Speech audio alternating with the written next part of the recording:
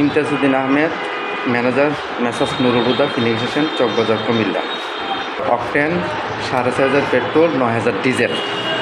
আর আমাদের স্টক যে underground stock মজুদের পরিমাণে মানে শর্ট, মানে মজুদ যে আমরা করবো তেমন না, আমাদের আন্ডারগ্রাউন্ড শর্ট।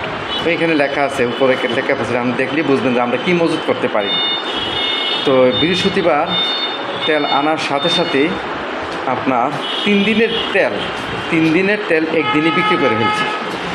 কাস্টমার কি না কি ভাববা কি একবার জায়গায় 2-3 বার আইসে অমুক মানে নীতি আছে তেল আমাদের ফার্মম্যান একটু বসতে পারে নাই, সারাদিন দিতে আছে তেল দেওয়ার পরে 9,000 আমার রেকর্ড আছে, 9,000 অকটেন সেল হয়ে গেছে অলরেডি। 9,000 অকটেন সেল হয়ে গেছে। পেট্রোল 4,500 আনছি, 3,935 সেল হয়ে গেছে, আমার খাতায় আছে উল্লেখ। 9,000 8,254 শেষ হয়ে গেছে। আমরা কীভাবে আর তবুও আমাদের আর পূর্বের কিছু স্টক ছিল, শুক্রবার 4টা-5টা পর্যন্ত আমরা দিতে পারছি অকটেন পেট্রোল, বিশেষ করে অকটেন পেট্রোল। কিন্তু ডিজেল এখনও আছে, দিতেছি সবারে। আমার অকটেন পেট্রোল ভাই আমি দিতে পারতেছি না। ডিজেল আছে এখনও, আমরা সবারই মানে ডিজেল যারা নিতে আসে তাদেরকে আমি দিয়ে দিই।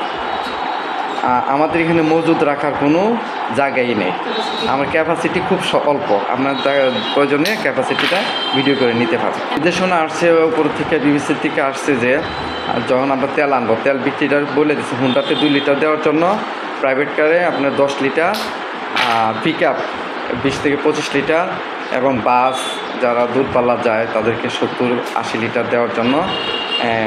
আর মনে করেন কভার ভ্যান, বড় বড় কভার ভ্যান বা বিভিন্ন অনেক দূর দূরান্ত নর্থ বেঙ্গল গেল, তাদেরকে 200 থেকে 220 লিটার দেওয়ার জন্য করছে। আমি যতটুকু জানি দেশে পর্যাপ্ত পরিমাণ তেল মজুদ আছে এবং কোনো নাই, কিন্তু পাবলিক মনে করছে যে তেলের রেট বাইরে যাব, তেল সংকট হয়ে যাব।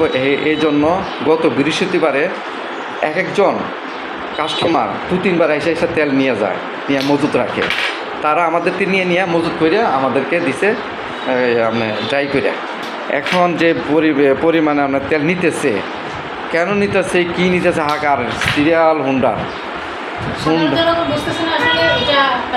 সাধারণ জনগণ হয়তো ভাবতেছে তেল ক্রাইসিস হয়ে যেতে পারে, তেল রেট বাইরে যেতে পারে। হ্যাঁ, আর আমরা জানি যে কোনোটাই না, মানে 2-3 দিনে বিক্রি এমন পরিমাণ হয়েছে, মানে সরকারও বুঝতে পারতেছেন যে কী হইতেছে, পাবলিক এইভাবে কেন তেল নিতেছে, কোথায় নিতেছে।